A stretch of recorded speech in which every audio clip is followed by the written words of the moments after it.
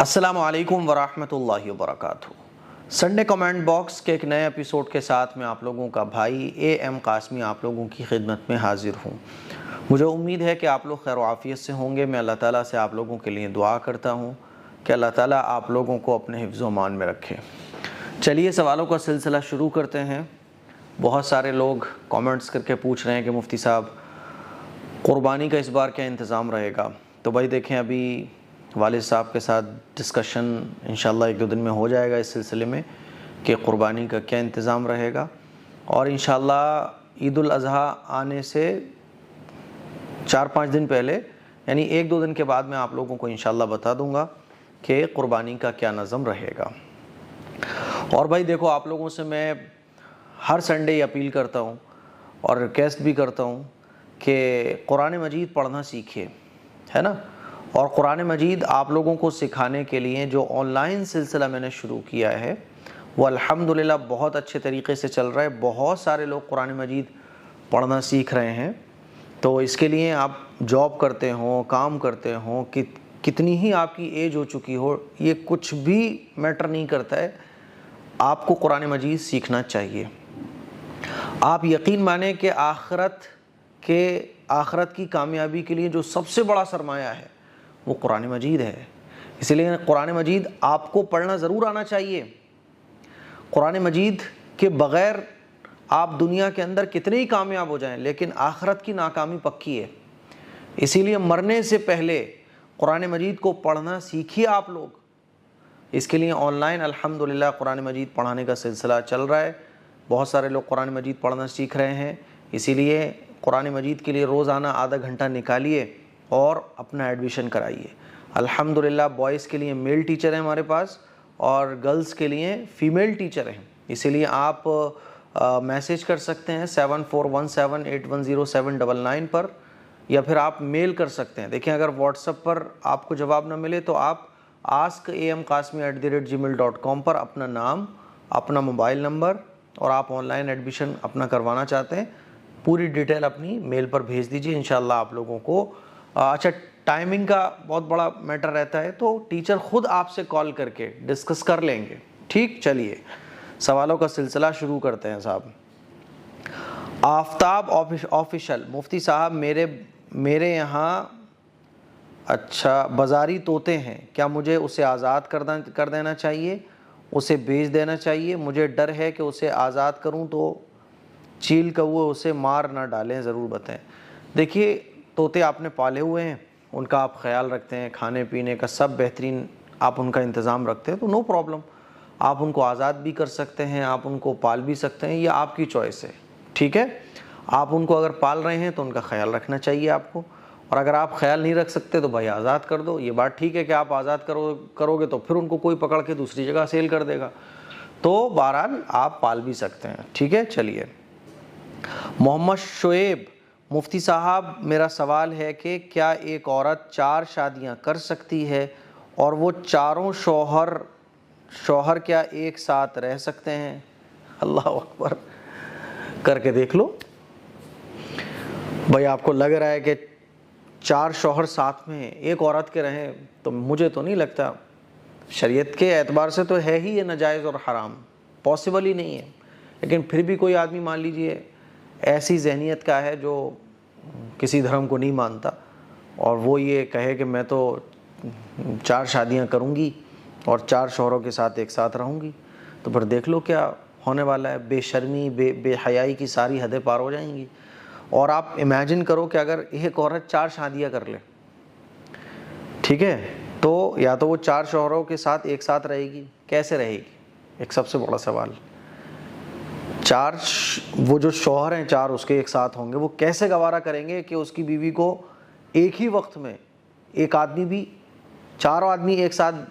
یہ تو ایسے سمجھ لو کوٹھا ہو جائے گا، پھر تو وہ بے شرمی اور بے حیائی کا اڈا کہلائے گا، پھر وہ شادی کہاں کہلائے گی؟ اور چلو کوئی عورت کہے کہ نہیں صاحب میں تو 4 شادیاں کروں گی۔ میں یہ ساری چیزیں آپ کو اس لیے بتا رہا ہوں کہ اسلام نے جو ہمیں طریقے بتائے ہیں وہ کتنے صاف ستھرے اور کتنے سلجھے ہوئے طریقے ہیں زندگی گزارنے کے۔ ایک عورت اگر 4 شادیاں مان لو کر لے اور وہ کہے کہ نہیں میرے چاروں شوہر جو ہیں وہ الگ الگ گھروں میں رہیں گے، ایک دن میں ایک کے گھر جاؤں گی، ایک دن ایک کے گھر جاؤں گی. جیسے آدمی کے اگر 4 بیویاں ہوں تو ایک ایک دن سب کو بانٹا ہوا ہوتا ہے. تو آپ امیجن کرو کہ ایک عورت جب ایک آدمی کے گھر جائے گی تو ظاہر ہے آدمی بیوی سے ملاقات بھی کرے گا، ہے نا. تو آپ یہ امیجن کرو ذرا کہ کیا ایک عورت کے اندر اتنی طاقت ہوتی ہے کہ وہ روزانہ بھائی آج ایک آدمی کے ساتھ رہنا ہے، کل دوسرے آدمی کے ساتھ، اگلے دن تیسرے آدمی کے ساتھ. تو ظاہر سی بات ہے نئی نئی شادی ہوگی تو شوہر ملاقات بھی کرے گا. تو چلو میں مانتا ہوں کہ چاروں شوہر جو ہے نا بہت بے غیرت ہیں، وہ کہہ رہے ہیں کہ کوئی بات نہیں تم 4 شوہروں کے ساتھ رہ سکتی ہو. تو ایک دن اس کے ساتھ ملاقات، ایک دن اس کے ساتھ ملاقات، ایک دن اس کے ساتھ ملاقات. تو کیا عورت کے اندر اتنی فزیکلی طاقت ہوتی ہے کہ وہ ہر دن ایک آدمی کے ساتھ تعلق قائم کرے؟ نہیں ہوتی ہے. چلو پھر بھی مانا کہ صاحب بہت طاقت ہے اس کے اندر، وہ مینیج کر لے گی. یہ بتاؤ بچہ کس کا مانا جائے گا؟ کس کا بچہ مانا جائے گا؟ کیونکہ بھائی 4 آپ کے شوہر ہیں، کس کی اولاد مانی جائے گی؟ وہ کہے گا میری تو نہیں ہے، وہ کہے گا میری بھی نہیں ہے. تو وہ اولاد اگر ہو بھی جائے گی تو وہ ابا کس کو کہے گی؟ تو ایک عورت اگر آپ دیکھیں گے ساری چیزوں کو ذہن میں رکھتے ہوئے تو ایک عورت 4 آدمیوں کی بیوی نہیں بن سکتی ایک ساتھ. ہاں ایک آدمی 4 بیوی کو ہینڈل کر سکتا ہے. سمجھ رہے ہو؟ کیونکہ یہ فرق ہیں جو اللہ تعالیٰ نے بنا کے رکھے ہوئے ہیں عورت اور مرد کے بیچ میں. ایک آدمی تو 4 عورتوں کو ہینڈل کر سکتا ہے، لیکن ایک عورت 4 شوہر نہیں رکھ سکتی ہے. سمجھ رہے ہو؟ تو بہرحال شریعت نے جو ہمیں اصول دیے ہیں نا، جب ان کے نیگیٹو اور پازیٹیو سب دیکھے جاتے ہیں تو پتہ یہ چلتا ہے کہ شریعت نے جو اصول دیا ہے وہ بہت سلجھا ہوا اور انسانیت کے لیے خیر ہی خیر کا ذریعہ ہے. تو اسی لیے عورت جو ہے بھائی محمد شعیب صاحب 4 شادیاں نہیں کر سکتی ہے. 4 شادیاں کیا 2 بھی نہیں کر سکتی. وہ ایک وقت میں ایک کی ہی بیوی رہ سکتی ہے نا. چلو فخر الدین مسجد میں جماعت ہو چکی ہو، اسی مسجد میں دوسری جماعت بنا کر نماز پڑھنا کیسا ہے؟ دیکھیے مسجد میں آپ گئے اور جماعت ہو گئی تھی تو اسی مسجد میں دوسری جماعت بنا کر نماز پڑھنے سے بچنا چاہیے. کوئی اگر مان لیجئے سڑک کے کنارے کی مسجد ہے جہاں مسافر لگاتار آتے جاتے رہتے ہیں تو اسی مسجد میں دوسری جماعت کی جا سکتی ہے نا. جو سڑک کے کنارے ہوتی ہیں جہاں آنا جانا لوگوں کا بہت لگا رہتا ہے تو ایسی مسجد میں تو اجازت ہے. لیکن عام طور پر جو محلوں میں علاقوں میں جو مسجدیں ہوتی ہیں تو اس میں جو ہے نا دوسری جماعت اسی جگہ پر نہیں کرنا چاہیے. دوسری جماعت کبھی کبھار اگر کرنے کی ضرورت بھی پڑ رہی ہے تو مسجد کے حصے کو چھوڑ کر کرنا چاہیے. کیونکہ اگر اس طرح سے دوسری جماعت ادا کرنے کی اجازت دے دی جائے عام طور پر کہ بھائی ٹھیک ہے جو جب آ رہا ہے وہ کسی کی اگر جماعت نکل گئی 2-3 لوگوں کی تو وہ جماعت بنا کر پڑھ لیں، تو لوگ جو ہے نا امام صاحب کے ساتھ نماز پڑھنے کی فکر ختم کر لیں گے. انہیں لگے گا ٹھیک ہے بھائی نکل گئی، مان لیجیے 3 دوست اس محلے میں رہتے ہیں کام کر رہے ہیں، انہوں نے سوچا بھائی نماز نکل گئی کوئی بات نہیں ہم لوگ اپنی جماعت بنا لیں گے، پھر 2-3 لوگ اور اس طرح سے کریں گے تو پھر مسجد میں جو ہے نا جماعتوں کا سلسلہ لگ جائے گا. اسی لیے ہر مسجد میں اس کی اجازت نہیں ہے، اور کبھی کبھار اگر کرنے کی ضرورت بھی پڑ جائے تو کسی اس مسجد کے ایریے کو چھوڑ کر اوپر والی منزل میں، نیچے بیسمنٹ ہے تو اس میں کہیں آپ جماعت کر سکتے ہیں. اس کی عام عادت نہیں بنانا چاہیے. ٹھیک ہے. نسرین پروین پوچھ رہی ہیں مفتی صاحب میں 6 سالوں سے آپ کی ویڈیوز دیکھتی ہوں. ارے ماشاءاللہ یہ تو اولڈ از گولڈ سبسکرائبر ہے ہماری. بہت کچھ سیکھنے کو ملتا ہے. اللہ تعالیٰ آپ کے سیکھنے کو ہم سبھی اسٹوڈنٹ کو سکھانے کو قبول فرمائے. میں تو پہلے سے قرآن پڑھی تھی لیکن آپ کی قرآن کلاس کرنے سے بہت کچھ سیکھا ہے، اور میں اپنے گھر پر 15-20 بچوں کو بھی قرآن کی تعلیم دے رہی ہوں. انہیں پیسوں سے میں نے مسجد کی تعمیر کی ہے. ارے ماشاءاللہ بھائی دیکھیں کیا، تبھی تو کہا گیا ہے کہ عورت اگر چاہے تو کیا نہیں کر سکتی. وہ بہت بڑا شیطان بھی بن سکتی ہے اور بہت بڑی ولی کی بیٹی، ولی کی بیوی، بہت بڑی اللہ والی بھی بن سکتی ہے. انہی پیسوں سے میں نے مسجد کی تعمیر کے لیے آپ کو روپیے بھیجی تھی، اور میں 4 سالوں سے بچوں کو دینی تعلیم دیتی ہوں. ماشاءاللہ بچوں کے گھر والے سب پڑھائی سے خوش ہیں. آپ کی اسٹوڈنٹ نسرین. جزاک اللہ مفتی صاحب. نسرین میری بہن، میری پیاری اسٹوڈنٹ، آپ ماشاءاللہ اتنا اچھا کام کر رہی ہیں، اتنے بچوں کو آپ پڑھا رہی ہیں. میرے سے آپ نے قرآن مجید بہت اچھا کر لیا، سیکھ لیا، بہت خوشی ہوئی مجھے. تو بلاؤ نا اپنے مدرسے میں. پھر آپ مجھے تو بہت اچھا لگے گا جب میں آپ کے مدرسے آؤں گا آپ نے بچوں کو کیسے پڑھایا ہوا ہے ان بچوں سے تھوڑا بہت سنوں گا, مجھے بہت اچھا لگے گا. ٹھیک ہے, تو آپ کبھی بلاؤ, اور اگر آپ آس پاس ہوئیں تو کوئی خرچہ بھی نہیں ہوگا, میں اپنے پیسوں سے آؤں گا آپ کے یہاں انشاءاللہ. تو میری دعوت, بس مجھے آپ کے یہاں کھانا کھاؤں گا, آپ کے مدرسے کو دیکھوں گا, مجھے بہت خوشی ہوگی. تو آپ کی ساری کامنٹس میں جتنی بھی باتیں آپ نے لکھی ہیں بہت اچھا لگا بھائی. ان کے لیے دعا کریں, دیکھیں ماشاءاللہ کتنا بڑا کام کر رہی ہیں. اللہ تعالیٰ آپ کو خوب قبول فرمائے, ہے نا. اچھا جی, اچھا ان کا سوال بھی ہے. نسرین پروین کہہ رہی ہیں کہ ہمیں سنڈے ایپیسوڈ کا انتظار رہتا ہے, اور میرا یہ سوال ہے تو اس کے لیے مجھے سنڈے ایپیسوڈ کا انتظار رہے گا. ان کا پوچھنا یہ ہے کہ جب نامحرم عورت کا نامحرم مرد سے ٹچ ہو جانے سے اتنا بڑا گناہ ملتا ہے, تو ہم لوگ جو ڈاکٹر کے یہاں جاتے ہیں تو وہاں ڈاکٹر ہاتھ لگا کر چیک کرتے ہیں, پیٹ کو چھوتے ہیں, ہینڈ کو چھوتے ہیں, تو اس سے بھی گناہ ہوگا. دیکھیں اسی لیے تو کہا گیا ہے کہ ہم اپنی بچیوں کو ڈاکٹر بنائیں, ہے نا. آج ہماری خواتین ڈلیوری کے لیے جاتی ہیں تو کوئی ایک لیڈی ڈاکٹر ہماری اپنی نہیں ہے, لیڈی ڈاکٹر ہے ہی نہیں ہمارے علاقوں میں. اسی لیے اپنے بچوں کو خوب ڈاکٹر بنائیں. ہمیں آج فیمیل ڈاکٹرز کی بہت ضرورت ہے. اب مجبوری میں جب کوئی نہیں ملتا ہے تو پھر جانا پڑتا ہے, تو یہ مجبوری کے درجے ہیں. اسی لیے مجبوری میں, لیکن یہ مجبوری گناہ ہے. یہ مجبوری کب گناہ ہے؟ کہ جب ہم کوشش نہ کریں. مجبوری تب ہے کہ جب ہم کوشش کریں پھر بھی کچھ چیز نہ ہو پائے تو مجبوری کہا جائے گا. ہم تو کوشش بھی نہیں کرتے کہ ہمارے علاقے میں, ہمارے ایریے میں ہماری بچیاں ڈاکٹر بن کر آئیں, مسلم خواتین ڈاکٹرز بنیں, ان کے کلینک ہوں, ڈلیوری کے لیے ہماری مسلم خواتین موجود ہوں. ہم کوشش ہی نہیں کرتے. تو اسی لیے کوشش کیجئے, یہ فرض کفایہ ہے, سمجھ رہے ہیں. اچھی ڈاکٹرز اپنی بچیوں کو بنائیے. تو اب نہیں ملتا کوئی ڈاکٹر تو ایک مجبوری کا درجہ آ جاتا ہے, تو اس میں کوئی گناہ نہیں ہے. ثنا افروز, مفتی صاحب مجھے اللہ کی ذات پر ایسے وسوسے آئے ایک ایتھسٹ کی ویڈیو دیکھنے کے بعد جس سے میں بہت زیادہ ڈپریسڈ ہو گئی. نماز اور تلاوت قرآن میں کوئی کمی نہیں ہے, پر پھر بھی مجھے وہ سکون نہیں مل رہا ہے. دیکھیں میری بہن, پہلی بات تو یہ سمجھ لیں کہ اس طرح کی ویڈیوز جب بھی آ جائیں تو ان کو نہ دیکھیں, کیونکہ شیطان سب کے ساتھ لگا ہوا ہے, اور اس کی یہ کوشش رہتی ہے کہ کوئی بھی ایمان والا بندہ یا بندی جو ہے وہ اس طرح سے ٹینشن میں آئے, وسوسوں میں مبتلا ہو جائے.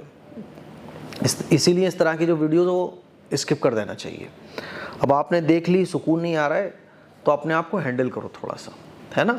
نماز کا دل نہیں لگ رہا ہے, پڑھو نماز. قرآن مجید پڑھنے کا دل نہیں کر رہا ہے تو زیادہ مت پڑھو, لیکن تھوڑا بہت پڑھو, ٹھیک ہے.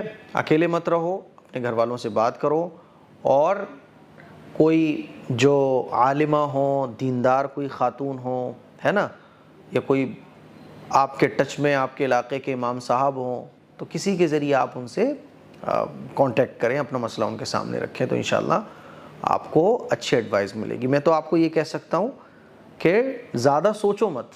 آپ نے سوچا بہت ہے اسی چیز کو بار بار, جو اس ایتھیسٹ نے جو باتیں کہیں اس کو بار بار آپ نے سوچا, تو اس کو اگنور کرو. استغفر اللہ پڑھو اور اپنے آپ کو ہینڈل کرنے کی کوشش کرو, ٹھیک ہے. دیکھو جیسے آدمی کی ہمت نہیں ہوتی, لیکن پھر بھی آدمی ہمت کرتا ہے بہت سارے کاموں کو کرنے کی, تو وہ ہمت کرتا ہے تبھی تو پھر بہت سارے کام ہو جاتے ہیں. تو اب طبیعت میں ایک بوجھ آ گیا, اس بوجھ کو ہٹانا ہے.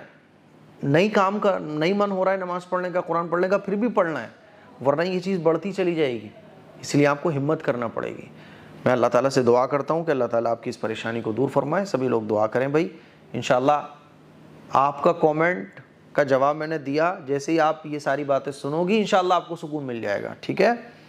محمد ویحان, مفتی صاحب, اچھا ایک بات اور میں آپ کو بتاؤں, کتنے بھی ایتھیسٹ وغیرہ ہوں, یہ ہوں وہ ہوں, ہمیں یہ یقین رکھنا چاہیے کہ ہمارے پیغمبر محمد صلی اللہ علیہ وسلم نے جو کہا ہے وہ بالکل برحق ہے, بالکل سچ ہے. سمجھ رہے ہو؟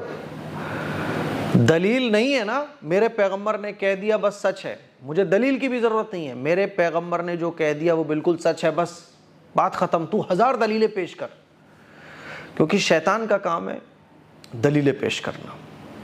آپ ہر دلیل کا جواب تلاش کرو گے, ٹینشن میں آ جاؤ گے. شیطان سامنے اس سے کہہ دو میں بغیر دلیل کے اللہ کو مانتا ہوں, بس بات ختم, دیٹس آل. میں بغیر دلیل کے اپنے پیغمبر کو آخری پیغمبر مانتا ہوں اور ان کی ہر بات پر دل و جان سے یقین رکھتا ہوں، اپنی جان قربان کرتا ہوں، بات ختم۔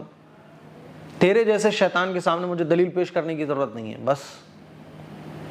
تو کیا ہوگا کہ یہ ساری چیزیں ختم ہو جائیں گی اور آپ سوچنے لگے اس کے ہاں یار اس کا کیا جواب ہوگا، اس کا کیا جواب ہوگا، ٹینشن ہو جائے گی۔ اسی لیے عام آدمی کو چاہیے، بڑے بڑے اچھے خاصے علم والے بھی بہک جاتے ہیں، اسی لیے بھائی میرا تو آنکھ بند کر کے قرآن و حدیث پر یقین ہے، بس بات ختم۔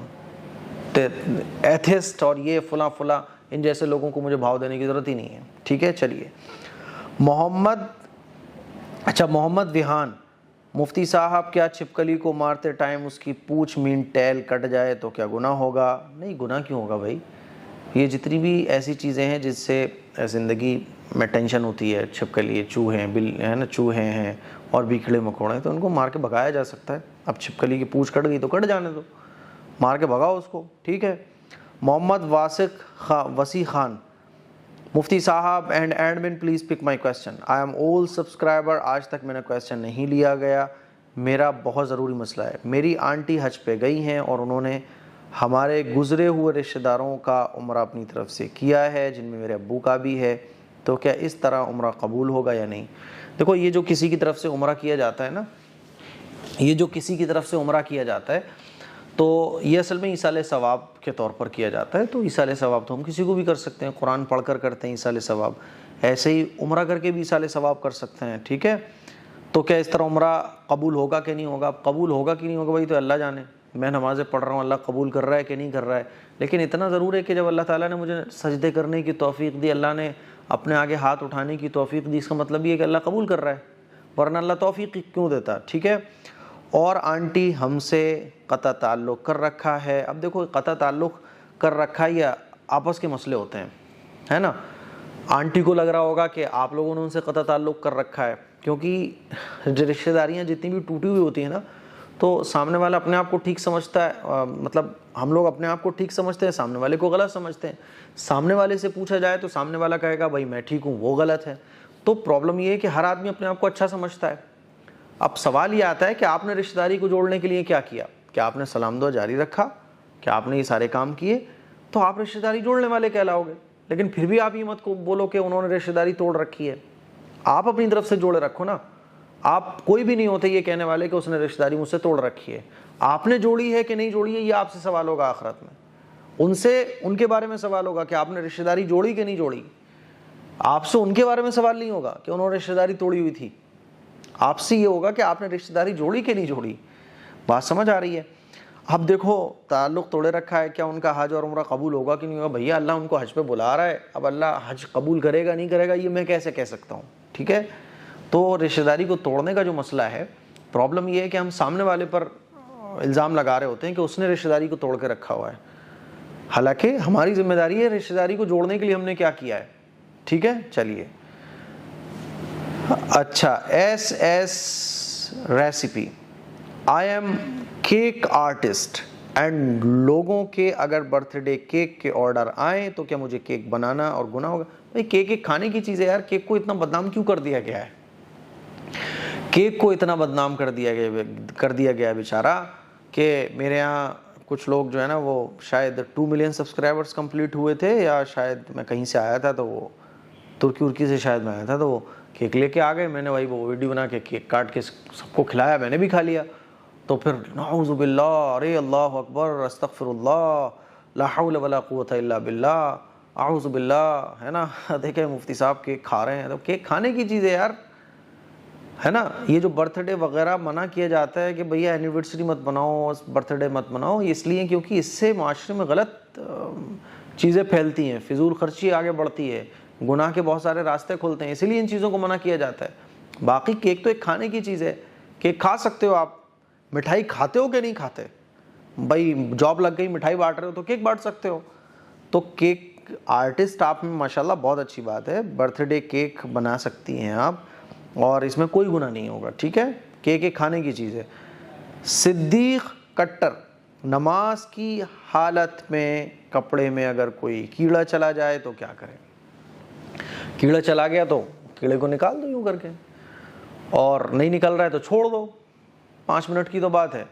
مان لیجیے اور کیڑا بہت زیادہ پریشان کر رہا ہے تو نیت توڑ کے آپ کیڑے کو نکال سکتے ہو. ٹھیک ہے, چلیے. عاصم ترک مفتی صاحب, امید ہے آپ خیریت سے ہوں گے, اللہ آپ کی عمر میں خیر و برکت عطا فرمائے. آپ سے بہت کچھ سیکھنے کو ملتا ہے. مفتی صاحب میرا سوال یہ ہے کہ میں سلائی کرتی ہوں, کیا سلائی کے وقت اذان ہو رہی ہو تو ہم کو سلائی بالکل روک دینا چاہیے یا پھر سلائی کرتے کرتے ہی جواب دے سکتے ہیں؟ دیکھیے, ایک تو ہوتا ہے کہ ہم زبان سے کوئی کام کر رہے ہیں, ہے نا, مان لیجیے ہم اسپیچ دے رہے ہیں, ہے نا, یا ہم کان سے کوئی کام کر رہے ہیں, یعنی کچھ ہم سن رہے ہیں. تو زبان اور کان, جب اذان ہوتی ہے تو آپ نے دیکھا ہوگا کہ اذان ہمیں سنائی آتی ہے اور سننے کے بعد پھر ہم زبان سے اس کا جواب دیتے ہیں, ایسے ہی ہوتا ہے نا. تو اذان میں دو چیزیں بہت اہم ہیں, تو سننا اور سننے کے بعد اس کا جواب دینا. اب مان لیجیے آپ سلائی کر رہی ہیں تو نہ تو زبان استعمال ہو رہی نہ کان استعمال ہو رہے ہیں, تو آپ سلائی کرتے ہوئے ہی اذان کو سنیں گے اور اس کا جواب دے سکتی ہیں. سلائی کو روکنے کی آپ کو ضرورت نہیں ہے. سمجھ, ایسی مان لیجیے ڈرائیونگ کر رہے ہیں, مان لیجیے اذان ہونے لگی تو پورا ٹریفک ہی رک جائے گا. جیسے لوگ کہتے ہیں بھائی جو بھی کام کر رہے ہو اس کام کو روک دو. کام روکنے سے مطلب کیا ہے کہ اذان کا جو دو کام ہے اذان میں, ایک کو اذان کو سننا خاموشی کے ساتھ اور سننے کے بعد اس کا جواب دینا, یہ دو چیزیں استعمال ہوتی ہیں اذان کا جواب دینے میں. اب مان لیجئے کہ آپ اگر بولنے کا کام کر رہے ہیں یا سننے کا کام کر رہے ہیں تو پھر ظاہر سی بات ہے اس کام کو آپ کو روکنا پڑے گا. مان لیجئے آپ کچھ اسپیچ دے رہے ہیں تو اذان ہو گئی, اب رک جاؤ, خاموش ہو جاؤ, اس کام کو روک دو. آپ مان لیجئے کانوں سے کوئی موویز دیکھ رہے تھے, آپ کانوں سے سنائی آ رہا تھا, اس کو بند کر دو آپ بالکل, تاکہ اذان کو سنو, آپ اذان کا جواب دے سکو. لیکن جو ہاتھ سے کام ہو رہے ہوتے ہیں, ہم چل رہے ہوتے ہیں, ایسے تو پورا روڈ ہی رک جائے گا پھر. سمجھ رہے ہو بات کو؟ تو یہ نہیں ہوتا. آپ سلائی کر رہی تھی, سلائی کرتی رہ سکتی ہو, اذان کا جواب دے سکتی ہو. ٹھیک ہے, چلیے. اشفاق, اب دیکھو میں یہ چیزیں کیوں سمجھاتا ہوں آپ کو, کہ میں آپ کو ایک اصول بتا دیتا ہوں کہ اصل میں اذان کے وقت کون سے کام روکنا چاہیے اور کون سے کام نہیں رکنا چاہیے. یہ جو کہا جاتا ہے کہ اذان جب ہو تو سارے کام روک دو اور اذان کا جواب دو. اب مان لو کل کو آپ سے کوئی پوچھتا ہے, ابھی ڈرائیونگ کر رہا ہوں میں, اذان ہونے لگی تو ڈرائیونگ روک دوں. کوئی کہہ رہا ہے بھیا میں کرکٹ کھیل رہا تھا, اذان ہونے لگی تو کیا میں کرکٹ کھیلنا روک دوں؟ تو آپ جب یہ اصول یاد رکھو گے کہ اذان میں دو چیزیں ضروری ہیں, ایک تو اذان کو سننا اور سننے کے بعد اذان کا جواب دینا. تو ان دو کاموں, ایسا کوئی کام کر رہے ہیں جس سے یہ دونوں کام ڈسٹرب ہو رہے ہیں, مان لیجیے سن بھی رہے ہیں ہم کچھ اور یا اسپیچ دے رہے ہیں, تو یہ دو چیزیں جو زبان اذان کے جواب دینے میں استعمال ہوتی ہیں, ان کے ذریعے کوئی کام ہو رہا ہے تو اس کو روکا جائے گا. ٹھیک ہے, چلیے. اشفاق کہتے ہیں کیا پریگننسی میں مہندی لگا سکتے ہیں یا نہیں؟ جی پریگننسی میں مہندی آپ لگا سکتی ہیں. اچھا جی. ایئر احد ما اختر, نام پتہ نہیں, ایسی کچھ لکھا ہوا ہے. ذی الحجہ کے روزے کب سے ہیں؟ دیکھو 1 ذی الحجہ سے لے کے 9 ذی الحجہ تک یہ بہت اہم روزے ہیں, نفلی روزے یہ کہلاتے ہیں. تو 1 ذی الحجہ سے لے کے 9 ذی الحجہ تک, یعنی اب ایک تاریخ, شاید ایک تاریخ تو لگ گئی, آج 1 ہے یا 2 ہے, اب عید الاضحیٰ آنے تک, ہے نا, آپ روزے نفلی رکھ سکتے ہو جتنے چاہو. لگاتار 9 رکھ لو, بہت اچھی بات ہے. لگاتار 9 نہیں رکھ سکتے تو 5 رکھ لو, 2 رکھ لو, ہے نا, آپ جتنے چاہو روزے رکھ سکتی ہو. چاند رات والے دن تک. اچھا میں نے یہ کہا تھا چاند رات والے دن تک, تو ایک کامنٹ میں نے پڑھا, انہوں نے لکھا ہوا تھا کہ مفتی صاحب آپ کہہ رہے ہیں کہ چاند ہو جانے کے بعد سے ذی الحجہ کا مہینہ شروع ہو جاتا ہے, پھر آپ کہہ رہے ہیں کہ عید الاضحیٰ جب آئے گی تو اس کی چاند رات تک, تو چاند تو پہلے ہی دکھ گیا. تو میں نے یہ جو بولا کہ چاند رات تک, اس کا مطلب یہ تھا کہ ہمارے معاشرے میں کہا جاتا ہے نا میٹھی عید کی چاند رات اور بقرعید کی چاند رات, تو عید کے ایک دن پہلے جو دن ہوتا ہے اس کو چاند رات کہا جاتا ہے عرف میں ہمارے معاشرے میں.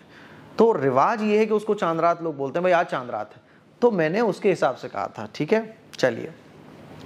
شان اصغر, مفتی صاحب آپ بہت بہت پیار آپ کو, آپ میرے بیٹے ہو, اللہ آپ کو خوب عزت دے, جزاکم اللہ احسن الجزا اس محبت کے لیے. سوال ہے عید الاضحیٰ کے روزے کون سی تاریخ میں رکھنے چاہیے؟ 1 ذی الحجہ سے لے کے 9 ذی الحجہ تک, یعنی چاند رات تک. دیکھیں پھر کامنٹ آ جائے گا کوئی کہ چاند رات تو ہو گئی تھی. تو ہمارے سوسائٹی میں جس کو چاند رات کہا جاتا ہے 1 ذی الحجہ سے لے کے 9 ذی الحجہ تک, یعنی عید الاضحیٰ مان لیجیے کل ہے تو ایک دن پہلے تک.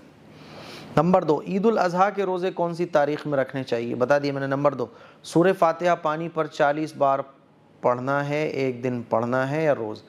ایک دن پڑھ لو، پانی میں دم کر کے رکھ لو، روزانہ پڑھ سکو تو بہت اچھی بات ہے نا؟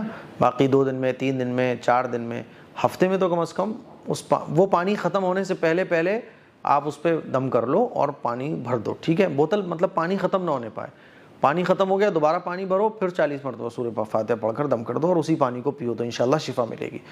نمبر 3، کاروبار کے لیے کوئی تسبیح بتائیں۔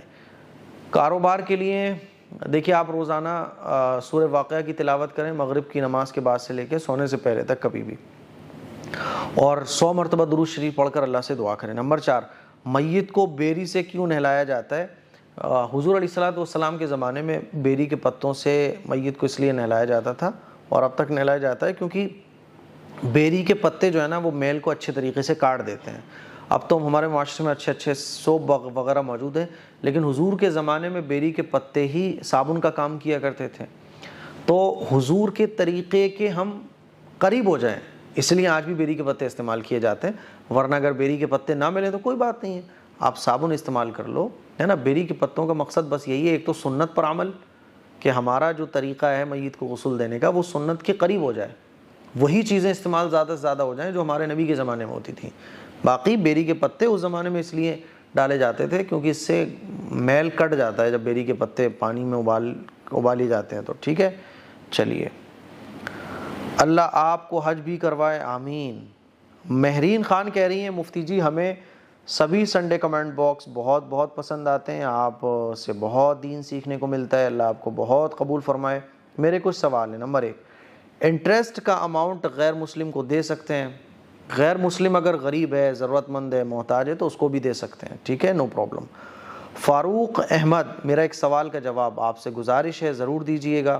اگر کوئی ویکتی انتقال کر گیا ہو، اس کی مٹی بھی ہو گئی ہو، کسی کارن سے مٹی کے سمے کوئی سمبندھی ان کے مٹی دینے نہیں پہنچا، کیا وہ بعد میں مٹی دے سکتا ہے؟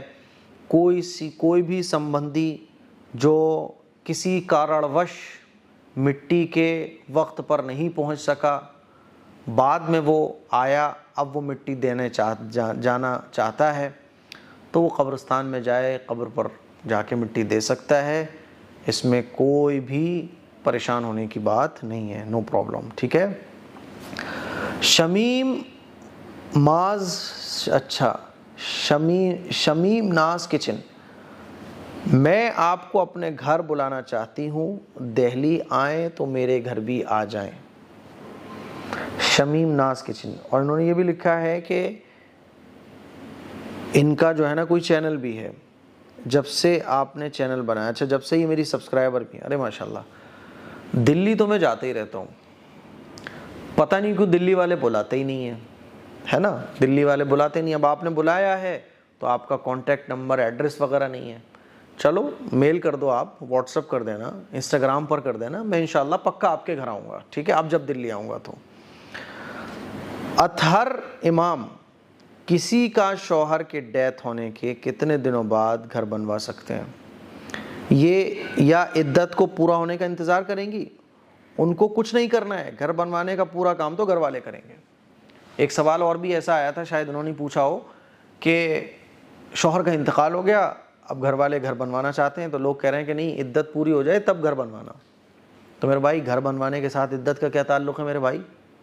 عجیب ہے، لوگوں کے مائنڈ میں جو آتا ہے، جو سمجھ آتا ہے ان کو بولنا ہے بس، اسی لیے کہا گیا ہے کہ ہر آدمی سے اپنے مسئلے مت شیئر کرو، آپ علماء سے پوچھو، ہر محلے میں امام ہیں، مسجد ہیں، عالم دین موجود ہیں، ان سے پوچھو نا، ایسا کچھ بھی نہیں ہے، بالکل گھر بنوا سکتے ہیں۔ تو شوہر کی ڈیتھ ہونے کے کتنے دنوں بعد گھر بنوا سکتے ہیں؟ 3 دن کے بعد، 3 دن تک گھر کا کام نہیں ہونا چاہیے گھر میں، 3 دن کے بعد بنوا سکتے ہیں، ٹھیک ہے؟ اللہ کے نبی صلی اللہ علیہ وسلم کا ارشاد ہے کہ کسی کے انتقال پر جو ہے نا وہ 3 دن تک غم کرنا ہے، بس 3 دن تک رونا دھونا ہے، 3 دن تک آنسو بہاؤ، 3 دن کے بعد خود کو ہینڈل کرو، نارمل ہو جاؤ ایک دم۔ اب زیادہ آنسو بہانے کی ضرورت نہیں ہے، زیادہ غم کرنے کی ضرورت ہے، ہینڈل کرو اپنے آپ کو، یہ دنیا مسافر خانہ ہے، یہ دنیا ایک سفر ہے، ٹھیک ہے؟ تو 3 دن کے بعد کام شروع کروا سکتے ہیں، باقی آپ کی مرضی ہے۔ چلیے، احمد منصوری یہ اگلا سوال پوچھتی ہیں، سر آج بھی ہمارے معاشرے میں بہت کنفیوزنگ ہے، سر پلیز ایک ویڈیو عورت کے مہر پر بنائیں اور مہر کتنے ٹائپ کی ہوتی ہے یہ بھی بتائیں۔ تو دیکھیے بھائی، مہر جو ہے نا یہ عورت کا حق ہے، اور مہر میں بہتر بیسٹ ہے، اور بلکہ یہ ہونا بھی چاہیے کہ جب نکاح ہو رہا ہے نکاح کے فوراً بعد آپ بیوی کو مہر دے دو۔ اور مہر کتنا ہونا چاہیے؟ پہلے تو مہر نقد ہونا چاہیے، سونے کی شکل میں ہو، چاندی کی شکل میں ہو، یا کیش کی شکل میں۔ آج کل فون پہ چل رہا ہے، گوگل پہ چل رہا ہے، وہ بھی آپ کر سکتے ہو۔ بتائیے صاحب میری ہونے والی بیوی کا QR کوڈ بار کوڈ کیا ہے، پے ٹی ایم نمبر کیا ہے نا، اور UPI ID کیا ہے، اس پہ آپ فٹاک سے کلک کیجئے، لو جی صاحب 1 لاکھ روپے ٹرانسفر ہو گیا مہر ادا، بات ہی ختم ہے یار، ٹینشن ختم ہے۔ یہ ہے اصلی دولہا ہونے کی نشانی، ہے نا۔ مہر نقد دو۔ مہر کتنے ٹائپ کا ہوتا ہے؟ یہی ہوتا ہے بھائی، مہر تو دیکھو، مہر کے ٹائپ کیا ہوتے ہیں؟ 2 ہوتے ہیں مہر، ایک ہوتا ہے مہر آپ فوراً دو، ایک ہوتا ہے مہر آپ بعد میں دو، ہے نا۔ ایک مہر معجل اور ایک مہر مؤجل۔ تو فوراً دینا چاہیے، یہ جو ادھار رکھا جاتا ہے یہ صحیح چیز نہیں ہے، ٹھیک ہے۔ اچھا کتنا ہو؟ تو دیکھو مہر اگر اللہ نے آپ کو خوب صاحب حیثیت بنایا، مان لو آپ کروڑ پتی آدمی ہو، تو 2 3 4 6 8 10 لاکھ روپے آپ کے لیے کوئی بڑی بات نہیں ہے، تو زیادہ سے زیادہ دے دو بھائی، یہ بہت اچھی بات ہے۔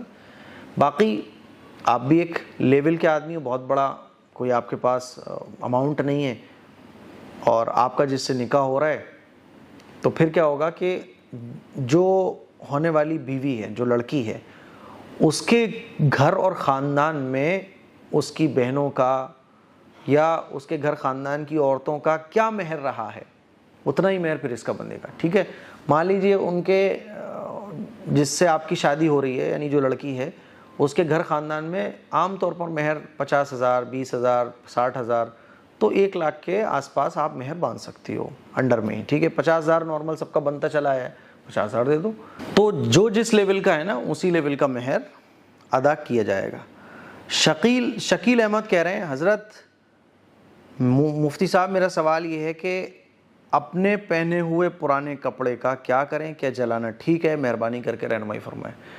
دیکھو ایسے کپڑے جو کسی کے کام آ سکتے ہیں ان کو نہیں جلانا چاہیے، اور کپڑا اتنا خراب ہو چکا ہے اب کسی کام کا نہیں ہے، کسی غریب کو دینے کے لائق بھی نہیں بچا ہے، تو اس کو جلایا جا سکتا ہے۔ اس پر میں نے ڈیٹیل سے ایک کلپ بنائی ہے ابھی 4 سے 8 10 دن پہلے، تو وہ آپ دیکھ لیجئے، یوٹیوب پہ سرچ کر سکتے ہیں کیا پرانے کپڑوں کو جلایا جا سکتا ہے AM قاسمی، تو آپ کو مسئلہ اچھے طریقے سے سمجھ آ جائے گا۔ سلطان مجاور، انسٹا پر بھی آپ نے میسج نہیں دیکھا ہے؟ اچھا جی، نہیں میں دیکھتا ہوں انشاءاللہ، معذرت چاہتا ہوں۔ اصل میں یار کیا ہوتا ہے نا کہ لوگ بہت تھوڑے ہوں تو بھی مزہ نہیں آتا، بہت زیادہ ہو جائیں تو پھر ہینڈل کرنے میں مشکل ہوتا ہے، تو اب میسج اتنے آتے ہیں کہ ہینڈل کرنا مشکل ہو جاتا ہے۔ میں دیکھتا ہوں، ٹھیک ہے، انشاءاللہ میں دیکھوں گا، دھیرے دھیرے سب کا نمبر آئے گا۔ انسٹا پر سبھی لوگ مجھے میسج کریں جو مجھ سے بات کرنا چاہتے ہیں۔ بندو خان، میں آپ کی ہر ویڈیو کو دیکھتا ہوں اور آپ کی ویڈیو کی بڑی بے صبری سے انتظار رہتا ہے۔ میرا سوال ہے کہ اگر میاں بیوی دونوں جماعت سے نماز پڑھیں تو بیوی کو کہاں کھڑا کریں، بغل میں یا پیچھے؟ کبھی کبھی ہمارا پوتا بھی آ جاتا ہے، تو جماعت کی نماز میں کس طرح کھڑے ہوں، مہربانی کر کے ضرور بتائیں۔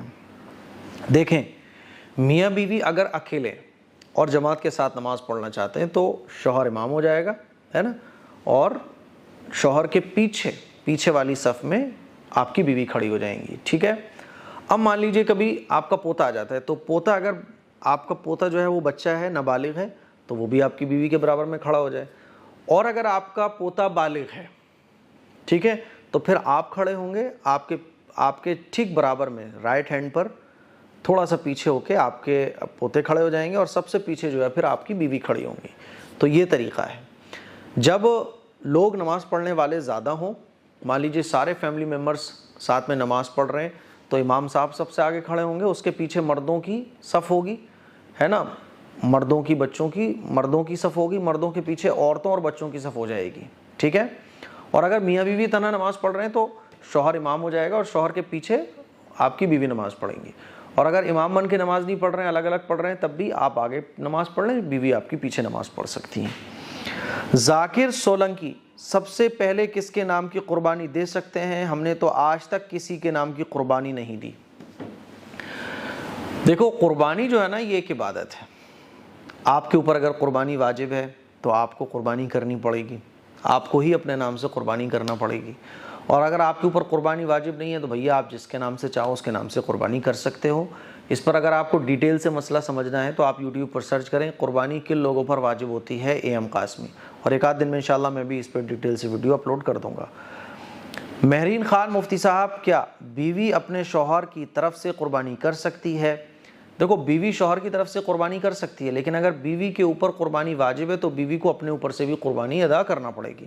نمبر 2, اپنے مرحومین والدین کی طرف سے قربانی کر سکتے ہیں؟ جی بالکل کر سکتے ہیں. ٹھیک ہے, تو بھائی یہ کچھ سوالات تھے. مجھے امید ہے کہ آج کا سنڈے ایپیسوڈ تو آپ کو کافی پسند آ گیا ہوگا, کیونکہ خوب بڑا ہو گیا نا اب تو. یہ آپ لوگ پابندی سے ایپیسوڈ شاید دیکھنا کم کر رہے ہیں, اسی لیے میں دیکھ رہا ہوں کہ اب تو ویوز بہت ڈاؤن ہوتے چلے جا رہے ہیں. اسی لیے آپ لوگوں سے گزارش ہے کہ دین جو ہے نا ہماری زندگی کا اہم حصہ ہے, اس کے بغیر آخرت میں کامیابی ممکن نہیں ہے.